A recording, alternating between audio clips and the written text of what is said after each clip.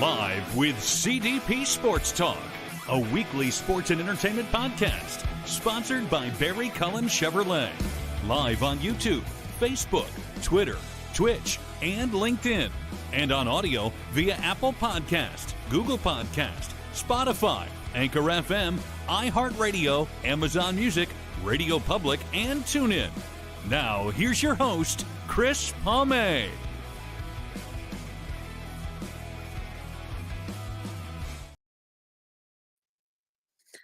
Good evening, everybody. Welcome to Season 9, Episode 50, overall 490 of Live with CDP Sports and Entertainment Talk Show, brought to you by Barry Cullen Chevrolet Dealership at 905 Woodlawn Road West in the Guelph Auto Mall.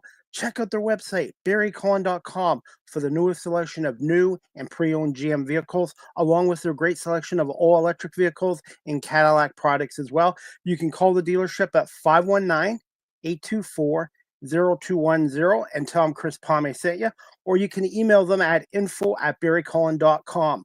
Barry Cullen Chevrolet Dealership has been family run and operated here in the city of Guelph since 1969. I've been a customer of theirs for 25 years, and Barry Cullen Chevrolet has been a proud sponsor of this show for the last 2.5 years. Live with CDP Sports Entertainment Talk Show is also sponsored by Wellington Brewery at 905 Woodlawn Road West in Guelph, Ontario. Check out their website, wellingtonbrewery.ca. Try a Wellion, and please remember to drink responsibly.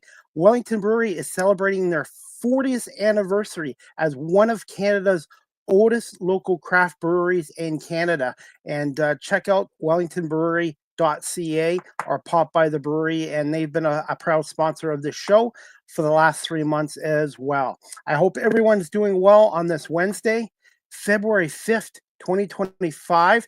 This is my third show in the last day and a half, and I do have another Buffalo connection with me on tonight. This is her 5th appearance on my show, and she's been with WGRZ Channel 2 in Buffalo, New York for, I believe, 12 years now, and I'm excited to have her on, Kelly Dudzik. Good evening, Kelly. How are you? Hi, good. How are you? I'm okay. How's the weather in Buffalo, and how's your 4 cats? And now you have a dog, I guess. We do. So we'll tackle the weather first. The weather was okay today. We had a little bit of pretty snow, but didn't cause any problems. I think the southern tier tomorrow morning might have a tough commute. It might be a little slippery. And the 4 cats, Blanche, Elsa, Gabby, Sage, they are doing great, and they are getting along great with Milo, who is our dog. We adopted him from Joyful Rescues in Cuba, New York in October of 2023. So we've had Milo with us for a little more than a year now, almost a year and a half, and he gets along great with all the cats, which was the main thing we were worried about, because as far as we know for sure Blanche, because she showed up at our doorstep when she was a kitten. So she had never been around dogs. Gabby and Sage, we adopted them when they were kittens. So they had never been around dogs. Elsa was the only one. We adopted her when she was around a year and a half, 2 years old. So she maybe was around them, but we kind of just took the plunge, adopted Milo. All the cats get along with him. He gets along well with the cats. So everybody's happy. Now, I know with the Humane Society I volunteer at, they have meet and greets. Do they do that there as well? Yeah, so Blanche just showed up. So we just adopted her off the streets. Elsa, we adopted her from the City of Buffalo Animal Shelter, and they had her, or her foster mom brought her to a pet store in Buffalo. So I got to meet her first, but she didn't meet any of other cats at the time, because when we adopted her, we had Mandy and Blanche. So we just brought her home and integrated her with them. And then when we adopted Gabby and Sage, that was during the pandemic. So that was a special situation because we lost Mandy. So we wanted an orange female cat because Mandy was an orange female cat, and they're a little rare. So we found one on Pet Finder, and she was with an adoption agency in Niagara County, and she was bonded with her sister. So that's how we ended up with 4, because Gabby and Sage were bonded. And since it was during the pandemic, we couldn't go visit them. Their foster mom had to bring them to our house and kind of just let them loose to see how Blanche and Elsa would interact, and they were fine. And then they stayed with us. But before we adopted them, we had to do a whole video of our house showing, like, giving a tour and talking about the cats that we had so that we could be approved that way. And then with Milo, Cuba's like an hour and a half away from here. So we went to go meet him. And since we were concerned about how he would be with cats, they had a cat. I think his name was Big Daddy, and he was this like giant male cat. And they brought him in a carrier and let him interact with Milo so we could see that Milo was fine with him. So we figured Milo should be okay with our cats. And we brought him home and he was fine. I think we tried to crate him the first night, but he was not down with the crate. He came from a hoarding situation in Penfield, New York, near Rochester. So after the first night, he wasn't in the crate. He decided he was going to sleep on the bed with us. And usually at least two of the cats are up there and they were all fine. And yeah, he kind of is the peacemaker. If the cats start fighting or roughhousing, he kind of just goes up to them to tell them to stop. It's really funny. It's not an easy process for people to, like with the humane societies or Yeah. the SPCA's in your case, to adopt, because you want to make sure you get the right family, but also too Yeah. you want to make sure the dog or the cat fits in into the home and with kids in that as well. That's the thing, and a lot of times you'll see posts for dogs or cats, and they'll say, like, "No kids under 10," or "This dog isn't good with cats," or "This cat doesn't wanna be around dogs." So it's good, like, when the adoption agencies, know the characteristics of the animals, but sometimes they don't. Like, with Milo, he was at a house where they had, like, 40 plus dogs and a bunch of Oh my God. cats, and yeah, and so it was that August, they rescued him, like, they convinced the woman to give up like half the dogs. So she lifted them over the fence, they said, and they were able to rescue a bunch of them. They're mostly small breeds, and they knew they weren't related because I think the woman was just finding pets that needed homes on Facebook. You know, people give away pets on Facebook. So she was kind of like collecting them. And it was just too many. She got overwhelmed. And so they had to assess, you know, they figured Milo was about 2. He's a Yorkie mix. He's also mixed with Chihuahua and miniature poodle, a bunch of other things, I think. And, you know, they said he was fine on a leash and that he would probably be good with cats. And he was tiny, so we wanted a tinier dog. He's like 15 pounds now. When we adopted him, he was a little lighter, but I think, you know, he's eating better now, so he's gained a little bit of weight. But he goes on good walks with us. He's great on the leash. He does get nervous in the car, and he also does not like fireworks. So whenever Most there are dogs don't. fireworks, Most that dogs, yeah, scares him. yeah. Mm-hmm. Most Mm-hmm. So dogs, he starts yeah. shaking.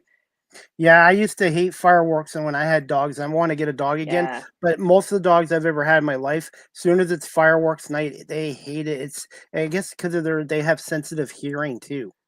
Yeah, so they can hear so much better than we can, which is awesome because he'll alert us. Like if somebody's up on the porch, if we're getting delivery or something, he knows right away and he knows this is his house and he protects it. It's pretty cool because I've never had a dog before. I've always had cats. I grew up with cats. Within like a year or two of moving, I adopted Katana in early 2002. So within a year of, you know, moving out of my parents' house after college, I adopted Katana. So I have had cats my whole life, and this is my first time adopting a dog, and he's great. Congratulations! Now, was Yeah, he thank named you. was he named Milo, or did you guys Yes. rename him? He was named Milo. We didn't want to rename him because he knew his name, and you've got to be careful, just like with cats. Gabby and Sage came with their names. Elsa came with her name. Blanche did not come with a name, so we gave her her name. But usually, like if they know their name already, you could change it to something with a similar number of syllables, something that sounds similar. But we didn't want to confuse him. He was already 2 and definitely knows his name. And also, his name doesn't sound like any of the cats' names, so that was good too, because if it sounded similar, that could be confusing, because they definitely all know their names, which is great. Now, is there a bylaw in Ontario and some cities here? There's a bylaw you can only have 3 dogs, or how many cats? Is there something similar in New York State? And is it required to get the microchipped as well? Yeah, so it's different depending upon what city, town, or village you live in. In the city of Buffalo, there might be, I don't know, I don't think there are any restrictions. I know there are definitely no restrictions on cats. For dogs, there could be, but since we only have one, I didn't look that up. You do have to license your dog and pay a small fee every year with the city. Um, and you have to have your dog vaccinated against rabies. And you bring all that documentation to City Hall, and then you just renew it every year. And there's a little medallion that your dog has to wear on a tag that they have to wear on their collar. With the cats, I don't think that there are any restrictions. I could be wrong. Um, but you've got to be careful. I mean, some people have outdoor cats, but we don't let ours go outside because just they're cars, all kinds of Too many dangers. creatures. Yeah, it's Yeah, too dangerous. But all of our cats are vaccinated against rabies and everything. We bring them to the vet every year. All of our pets are microchipped, and I don't think it's a state law or any of the municipalities have a law saying that you have to have your pets microchipped. But most of the adoption agencies, whether it's one of the SPCA's, because we have SPCA's, we also have like city animal shelters, and then there are also adoption and rescue groups. And pretty much all of them, before they will adopt an animal out to you, they make sure they have all the shots they need, and they also microchip them, and they tell you like you've got to log in and update the contact information because there's so many animals that get lost, and the reason they're able to reconnect with their owners is because they have the microchip. absolutely. And you mentioned the word rescue groups. They are Yeah. hugely important as well, and fostering too, because sometimes Yes. dogs and cats don't do well in a shelter environment. It can be very stressful. So fostering and rescue groups are huge as well. Yeah, they are. My brother and sister-in-law, they actually were fostering, and they were fostering a bunch of kittens at one point. They had two older cats, and they ended up they were foster failures because they adopted two of those kittens, and they're great. But that's a good option for a lot of people if you don't think that you can take on the commitment because remember, cats can live 15, 20 years. Years. Some dog breeds can live up to 15 years or more, so Yeah. it's a big commitment, but if you have the time and you have the space in your home to be able to foster, that's a wonderful way to give back as well, as is going to the shelters or going to the rescue groups and, helping clean cages or feed the animals because they need that human interaction so that they can find their family. Absolutely. And I volunteer with a local shelter in Cambridge, and I go over there twice a week and I walk dogs for an hour, hour and a half. I would do it longer, but they have their time limits. So Yep. I just try to walk them as much as I can and make sure the dogs have a great job. And they do a great job there too. And the only thing is, the more you're down there walking these dogs, obviously when they get adopted, that's a good thing. But then Yeah. you get attached to it because there was one Right. point where I was doing it 5, 6 days a week, and then it was getting very emotional because these dogs and that I'm with all the time, the longer they're there, you get attached to them. Yeah, and then you wanna bring them home, but again, you can't bring them all home because No, then you can end up like the home that Milo came from, and if you think about it, he would have been with his original owners, and then he was at the home of the woman that they found him at, then he was with Joyful Rescues, and then he was at our home, so within a really short amount of time in his short at that point, he was 2, he had been in 4 different homes, so it's gotta be jarring, but now he's definitely, like, used to being here and he's used to our schedule and everything. So it's great. They can adapt really, really well. which shelter do you recommend in the Buffalo, Western New York area, or which ones All, are the biggest ones? yeah, all of them are great. So there's Niagara SPCA if you're in Niagara County. There is the Erie County SPCA. They have a pretty new facility that's in West Seneca. We actually save our toilet paper and paper towel rolls and bring them there every few months because they use them for the hamsters and the gerbils and I think the birds and stuff. And they'll also take any like old towels that are still in good condition, any bath towels or hand towels that you have. So that's a good thing to do. But there are also smaller rescue groups, like the one that we got Gabby and Sage from, I think is based out of Grand Island or Niagara County. And there are also like breed specific rescue groups too, if you're looking for a dog. There's the West Side Cat Rescue. That's a big one here in the city of Buffalo. They're able to like trap a lot of the cats that are just on the west side, and then they give them all their shots. And instead of releasing them back to the streets, they find homes for them. They actually have a little like it's really cute, a little trailer set up in the 5 Points neighborhood, so you can actually visit the cats. So it's cool, and it's a lot of hard work. A lot of the rescues, like, these are people who have other full-time jobs, and they do this because they want to help the animals. There's also a new rescue that is mainly for senior dogs, and so they just opened up a new place. So it's neat to see like how all the rescues work together. And you can follow a lot of their pages on Facebook. That's what I do, and I try to share out, some of their posts if they have a long-term resident who needs a home.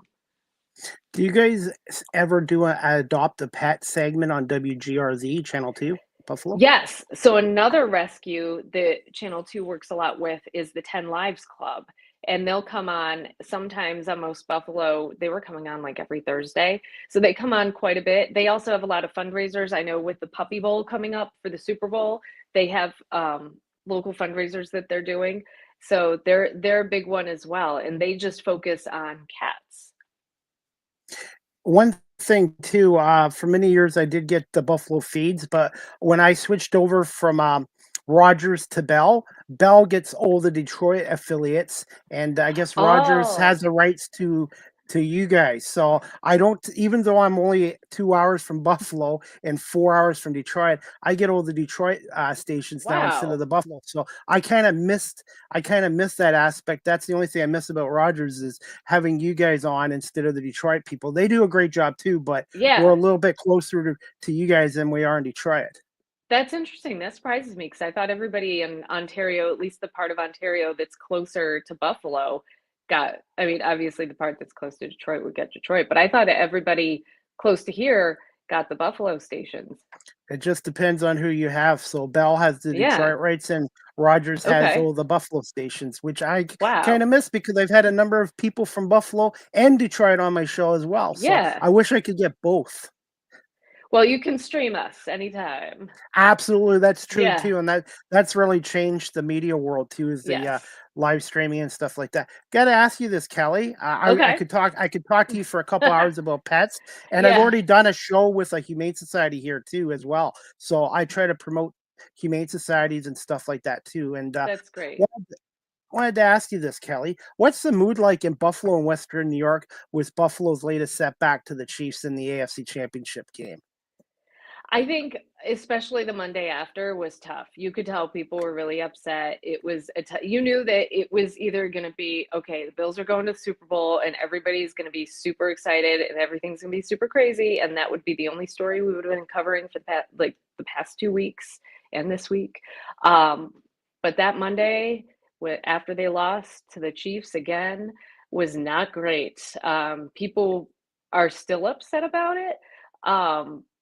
But I think people realize that the team has a good thing going now, and they've got to make their move. Like, they've got to somehow get past the Chiefs so that is not their roadblock and that doesn't become their thing. And while Josh Allen is like young and healthy, this team has to make it happen. So I'm hopeful for next year. A lot of people were very upset and the mood was very sad, but I am still hopeful that they can make another run for it next year. I was really hoping for a Philly Buffalo Super Bowl because I'm an Eagles fan, and I just thought it would be great to have two cities that are passionate. Not that Kansas City isn't, but we're kind of all tired of the Chiefs, so it would have been nice to see an Eagles Lions Super Bowl, or not an Eagles Lions Super Bowl, but Eagles Bills, or even Detroit Buffalo Super Bowl. But we'll see. Yeah, I think a lot of people were hoping for a Detroit Buffalo Super Bowl, just two teams who are really hungry for it, but it was not to be. So now, we have to settle for Kansas City and Philadelphia. But you do have a team in Buffalo that's won back-to-back titles. And yes, look like they're going to three-peat, and they're dominant. Have you been to a Bandits game this year at all, Kelly? I haven't, and I didn't make it to one last year either. And every year, I'm like, we've got to go to one. Usually the Saturday night ones are the easiest and best for us to go to as far as our schedules go. So we've got to make it a goal to go this year because we didn't get to see them last year and we haven't been this year so far.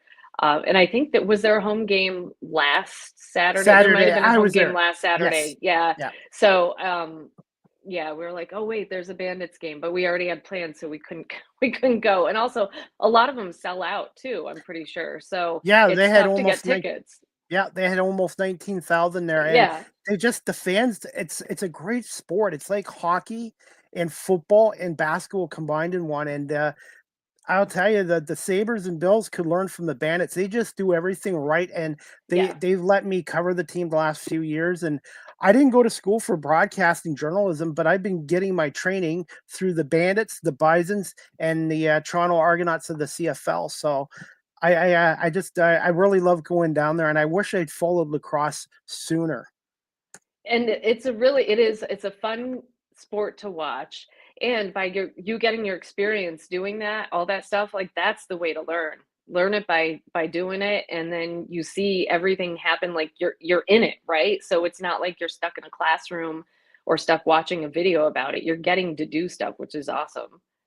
And education is important in the classroom, but outside of it. And now, since I saw you, Kelly, once a month I go to local high schools and I speak to them about my career Wow. and the importance of education in the classroom, but Yep. outside of the classroom. And I just share them my life experiences and what I'm doing. And I really love doing it. I never thought I'd be speaking to high school kids about myself at this age. Yeah, that is really cool, and it's important, like, let them know they can try something out. If they don't like it, you can always change your mind and do something else, and, I did 2 internships, and they were super helpful because it just solidified that I wanted to do this as a career, but you could try it out, and maybe it's not your thing. Like, we've had interns before who are with us for a summer, and then they end up going into a totally different field. Yep. And the one thing too, doing the Bison Bandits, I get to pick the brain of Bud Bailey. Bud Bailey is well known in Buffalo, so I get to learn from him or ask him questions, and I get on with him. And the Bandits are a first class organization, and hopefully you get down to a game. One of your former Yeah. coworkers, I had the pleasure of meeting her at a Bandits game a couple years ago. She's now going back to Philadelphia. Lindsay, I think Lindsay Yes, Mulpert. Lindsay Moppert. Yep, today was Mopper. actually her last day.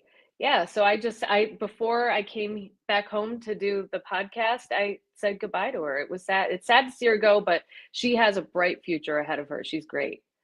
I had the pleasure of meeting her and talking to her, and I know I loves Buffalo, but I guess she wanted to go Yeah. back home to Philadelphia. Yeah, yeah, and that's closer to home for her, and she got great experience here. I mean, she got to cover the Bills, I think, for 3 seasons, and they were exciting seasons, so she has that under her belt, and she came here right out of college too. So Wow. she was solid and got great reporting and anchoring experience and shooting her own video and all that. So she's an example of somebody who jumped right in and can do anything.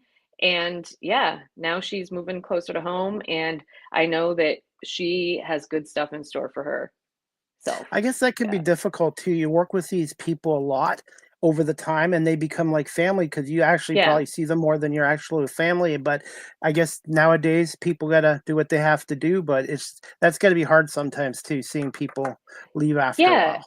Oh, yeah, it is, and, like, I moved to, I think, 5 different cities, over the course of my career before I got to Buffalo, and you do become a family, and you see these people all the time. You go through, like, you cover tough stories with them, you cover fun stories with them, but you cover a lot of tough things, and you end up especially when you're younger, you end up socializing a lot and spending tons of time outside of work with a lot of these people too, and then at some point most people move on, especially in the smaller markets. So some of the people like you'll never see them again. You can stay in touch with them if you want to, but in a lot of I still keep in touch with a lot of my friends from different cities.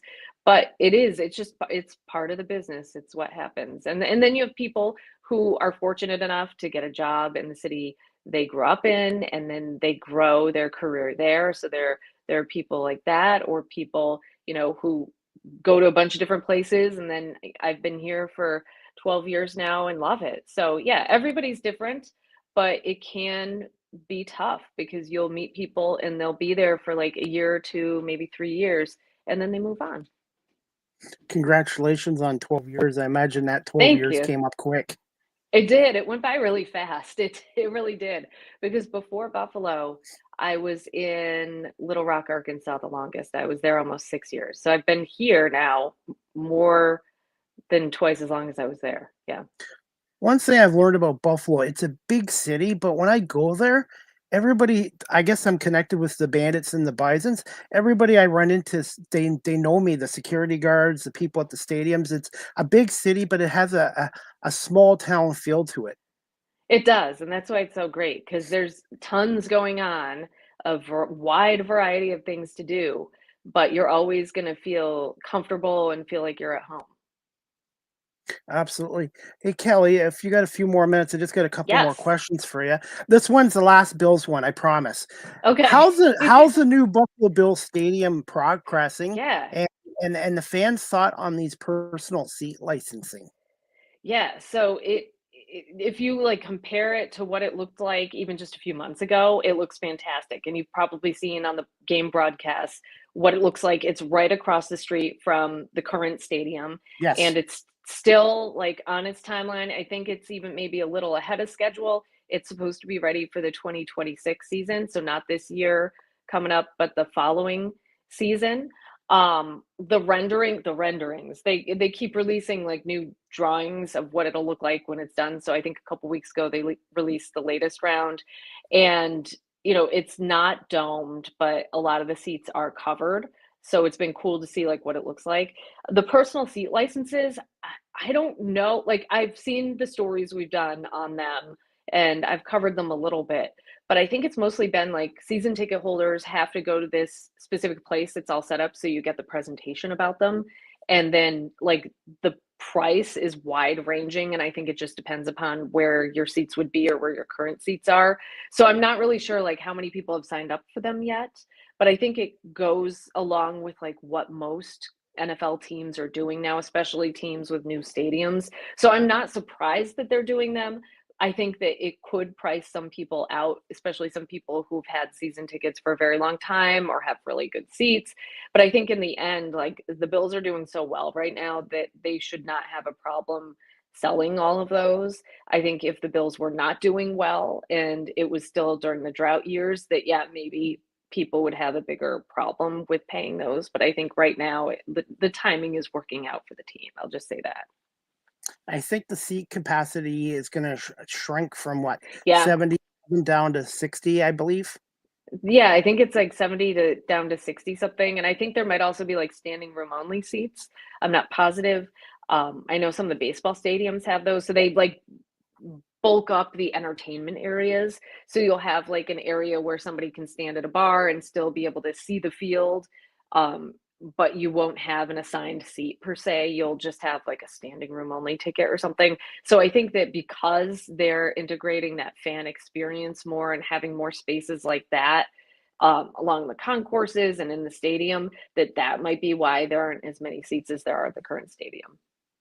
Any plans to go to one or two more games next year at Highmark Stadium before you move over to the new stadium? I think it would be fun.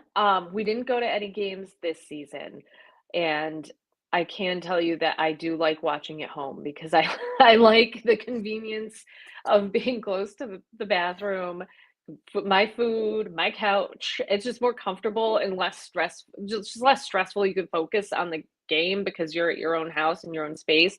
But I have been to a few games and I do enjoy going. Um, but yeah, staying home, you don't have to deal with traffic because we live in the city of Buffalo, so we don't live in Orchard Park or in the South Towns. So you have to account for, you have to account for traffic, the time it takes to get there. You have to get there early, go through security, and then the time to get home. So it is really fun, but usually we watch at home.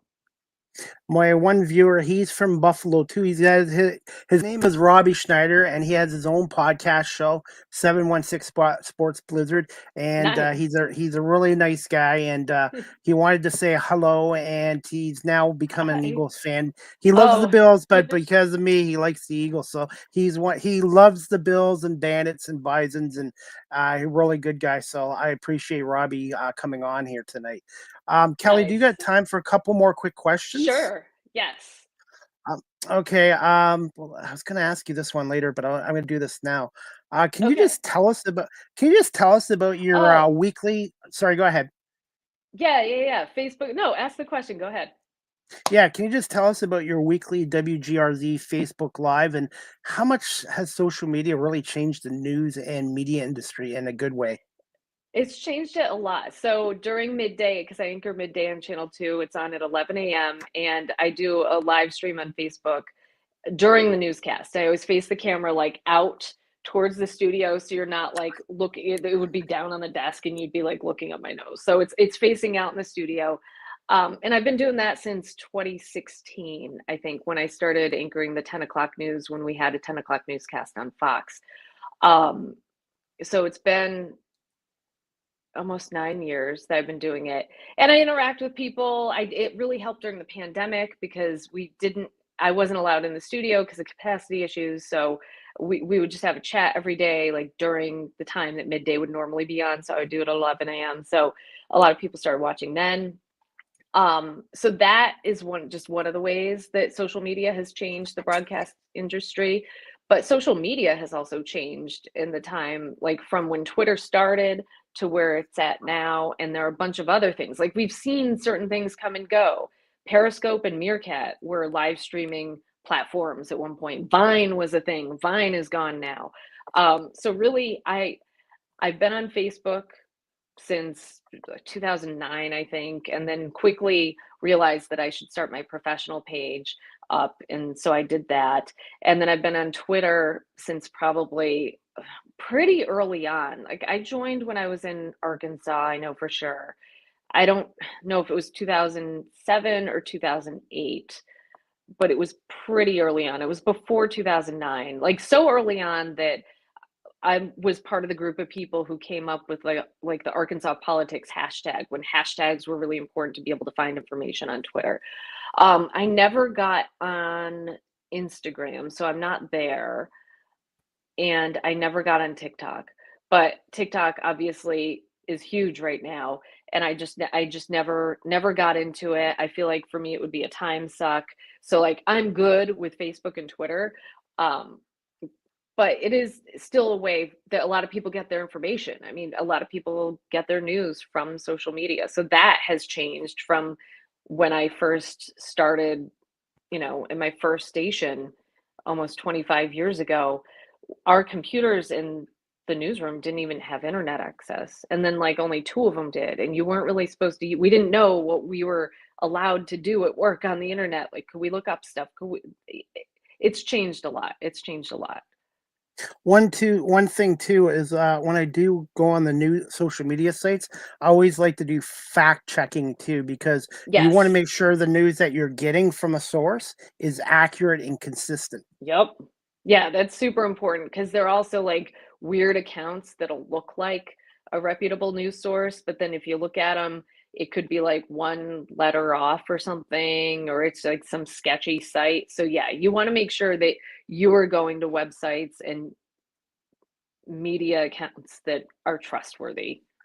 And TikTok, I joined 4.5, 5 years ago. I Oh, learned how to wow. cut. I learned how to count. I was skeptical and I was like, this is a bad idea. But I learned how to cut promos for myself, my guests, and my media work through TikTok. The only thing about it Nice. right now, Okay. the only negative thing about it right now, 90% of the feeds on TikTok are political right now. And Oh, right now yeah. I'm trying to, like, I know I got to stay informed with the news and stuff, but I just find there's a little too much political stuff on there, and I'm trying to stay out of that. It's a lot. And before you know it, like you're sitting with your phone and an hour has gone by and it's like you Yep, could have been doing a bunch of other things. So, it's yeah, I time definitely consuming. advocate like do others. Yes, social media, be on it. If that's your jam, do it. But like go out and do other things, get outside, do something creative that does not involve the internet. That's healthy to get offline for a little bit.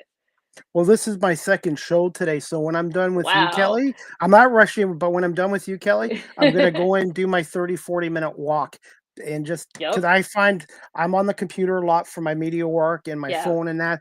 But as soon as I'm done tonight, I'm gonna just take a break and go for a nice 30-40 minute walk as well. That's smart. That's smart because you need a break, even just to give your eyes a break from staring at the screen so much. Absolutely. And before we wrap this up, what are Yeah. some stories that you're currently working on for WGRZ Channel 2, Kelly, if you're able to share them with us? Yeah. So I have not worked ahead on any stories. I'm trying to think. Yeah.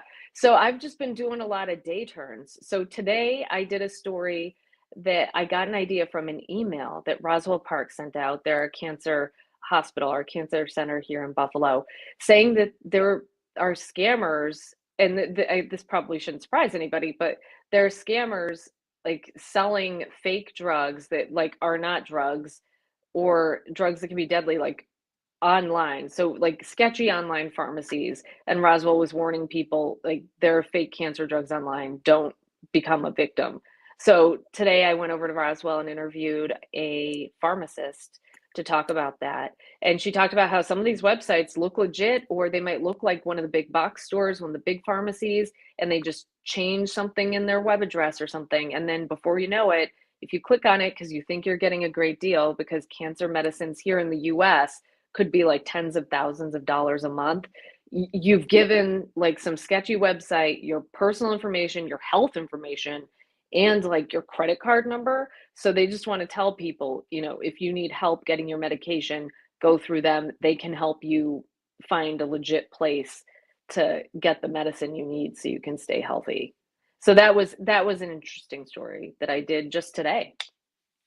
How many people have been scammed so far? Do you know, by doing I this? don't know. I know that there are a lot of bad websites out there, because I think they said something like out of the 35,000 online pharmacies that I think our federal government looked at, only 5% met the standards that they need to meet and were like on the up and up with the law.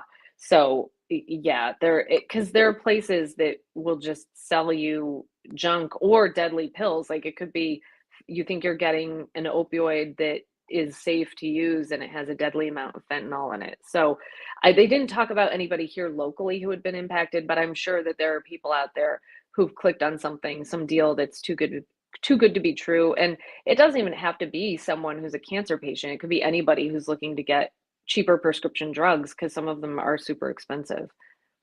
That's the one negative thing about the internet the last 30 years. As much Yeah. as it's great, scamming has really gotten bad with Mm-hmm. the internet and phone. We still get a lot of people that phone up elderly people or people and scam them too. So that's Yep. something I wish they could police that a little better. But I guess it's difficult through the Yeah. internet to do that. Yeah. All right, Kelly, and we're gonna wrap this up. And I do this with my all my guests now.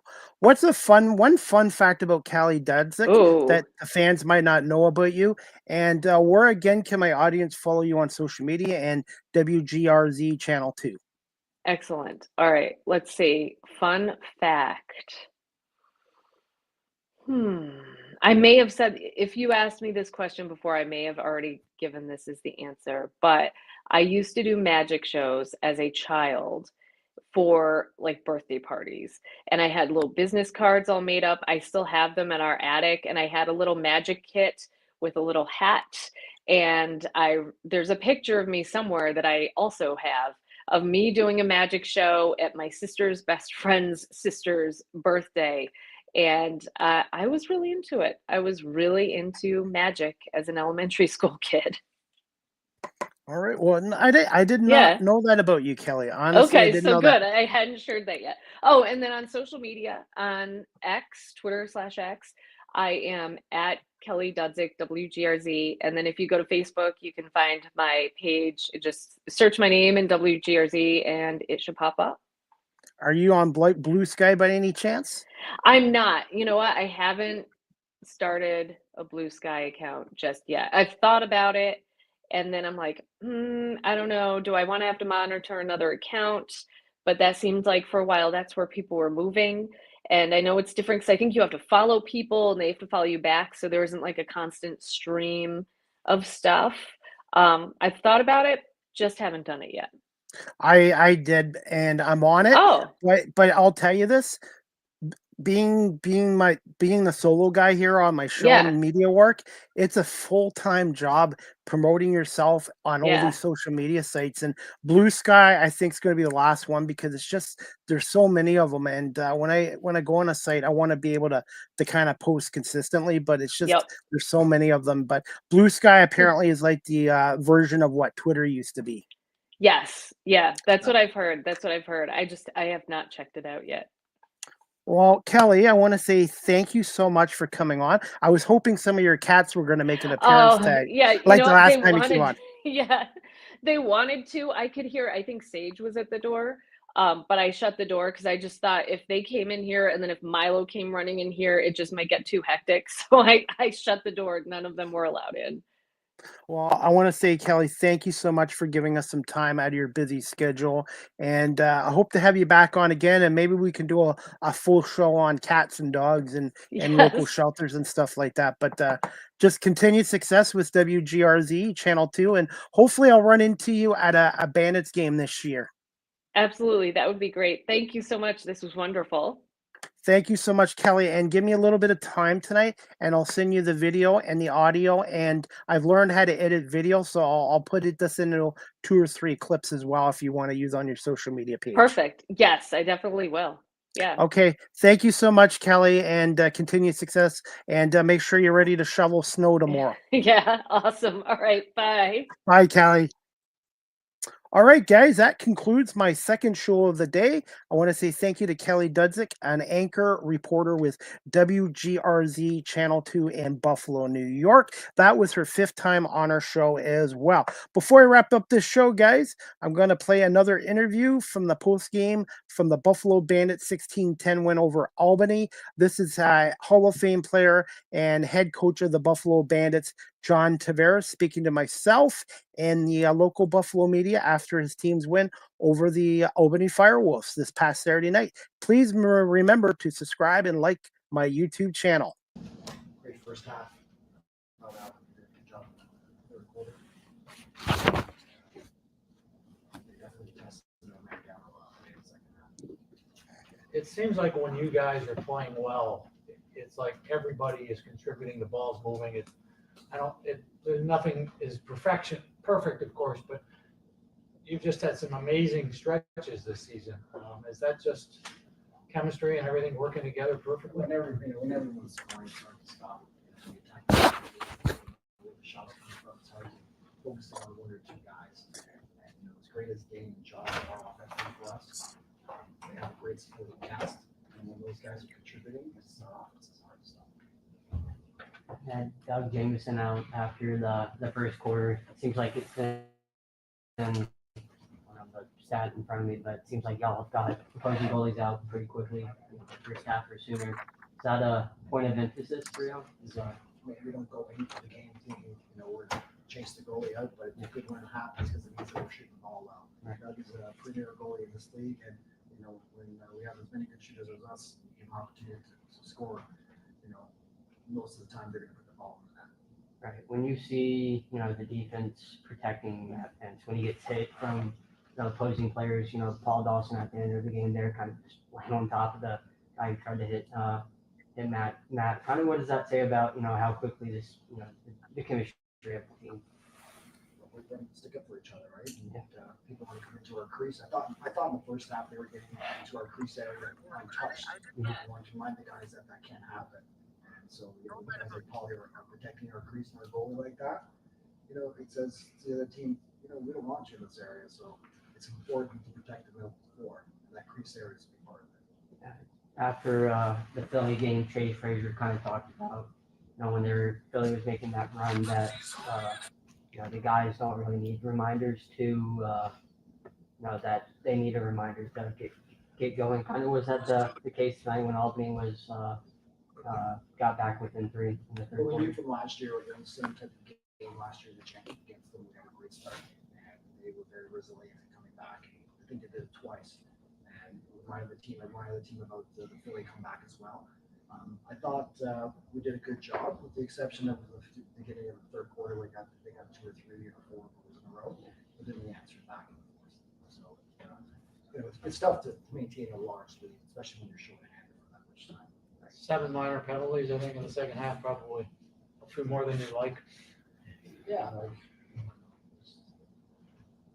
I was surprised by how many they were calling.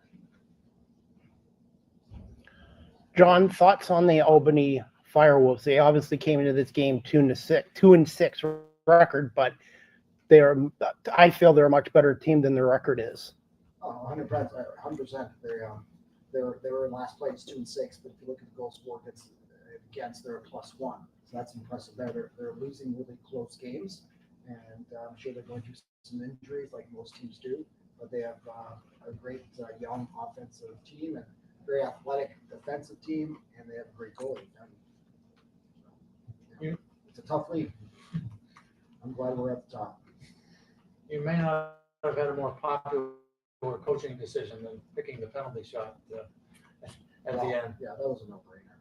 I was hoping he was going to bail out. I didn't give him a chance on the power play after. That was a big part of our team. I think when he joined the team, when he first joined the team, he added a lot to our overall success taking face-offs. We were struggling there. Took a lot of pressure off guys like McKay, Fraser. And, he comes in and does a lot of work on the dot. And I thought today he was terrific on the face-off circle for us. And, you can tell he's a fan favorite. And I remember when, what's his name? When Max scored, Max Adler face-off scored, how excited he was and how excited the fans were at that game. And it's open to, give Connor the same opportunity. So you get another week off, which it seems like it's a standard part of the schedule now. That's the last one. I think it's our last one. Yeah. So, like I said, we're going to probably have to test our depth on this team. And, it's going to be a tough part of our schedule. So we have 6 games to warm up, and we got, 12 tougher games coming up, a few back-to-backs as well. Coach, you guys were very solid on the ride today, just being able to create more opportunities with turnovers and forcing the 8-second violations. What did you guys go over going into this game to make sure at least you're able to get more of those offensive possessions back while on the ride? We don't really plan to press it. Sometimes it just creates itself, and we have some smart players out there that just know, especially that like how Buchanan, and even he was in play. Clay Scanlon, very good on 2. And he was adding a lot of pressure in the previous game as well, and Bucky's really good at it. And when you see one guy pressuring, it's easy for the second layer to come up and pressure as well, and just kind of feeds off each other. And that 8-second, it's a quick count. So if you hesitate or drop the ball, you're in trouble. So we'd like to take advantage of that. Thoughts on Matt Vince reaching over 16,000 minutes as a goalie? Well, I don't know how many minutes it is. I know he's been playing a long time, and I still think he can play many more years. And, he's in phenomenal shape, so it doesn't surprise me how many minutes he's played or how many games he's played. So we're just glad he's on our team and hope he continues to play for many more seasons. We talked about how this is a team effort and how everyone is, but when Dane and Josh are contributing to, I think, every goal tonight, but 2, how does that make your job easier, as a play caller, as coaching this team? We attack by committee, and like I said, Dane and Josh are great, and we have Tahoka, Kluge, Bucky, McKay, and everybody's contributing. It's tough to key on Dane and Josh. They don't know who to come with. So if we can continue to attack by committee, we're going to be tough to stop on offense. Great, thanks, guys. Thanks, John.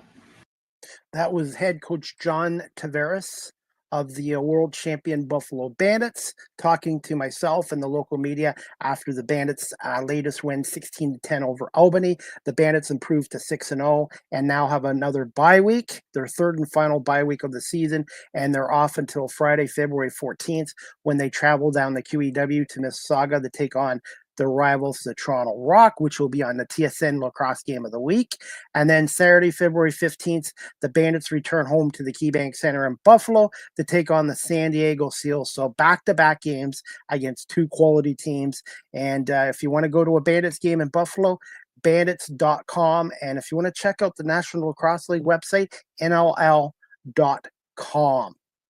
All right, guys, the next Live with CDP Sports and Entertainment Talk Show, sponsored by Barry Cullen Chevrolet Dealership and Wellington Brewery, is going to be tomorrow, Thursday, February 6th. I have another doubleheader at 12:30 p.m. Eastern. My first guest will be Jennifer Hammond, her first appearance. She's from Fox 2 Sports in Detroit. She's a sports reporter, and Jennifer Hammond has been with them since 1987. And Jennifer Hammond is going to come on and talk to us about the 2024 Detroit Lions, their loss to Washington in the NFC divisional round, and we're going to preview Super Bowl 59 between the Eagles and Chiefs. And Jennifer is going to come and talk to us about the Red Wings, who've won 7 in a row and 15 out of the last 20 games under Todd McClellan, and about the 25-25 Detroit Pistons, who have already won 11 more games than they did all last year, and the development of Cade Cunningham and the impact of head coach JB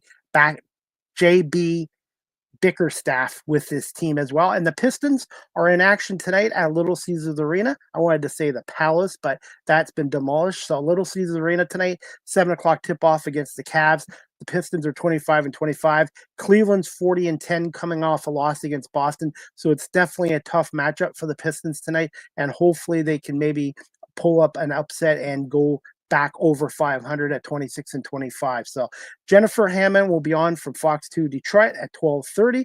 And then my second show on Thursday night, and the last one for this week, will be 7:30 with my co-host Nick Small from the Argo Bounce Live audio show.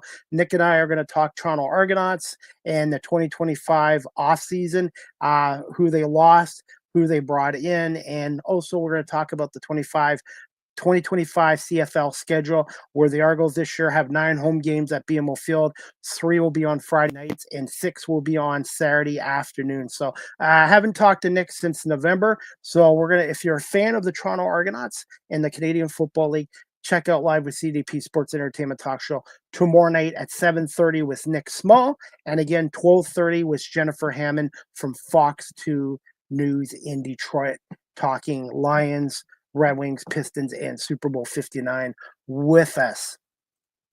The Cambridge District Humane Society is celebrating their 70th year this year, 70th anniversary, with a masquerade black tie event on Thursday, February 13th at Tapestry Hall, located at 74 Grand Avenue South in Cambridge, Ontario. Tickets for this event are $250 Canadian for VIP admission, and for general admission tickets, $175 Canadian. You can purchase your tickets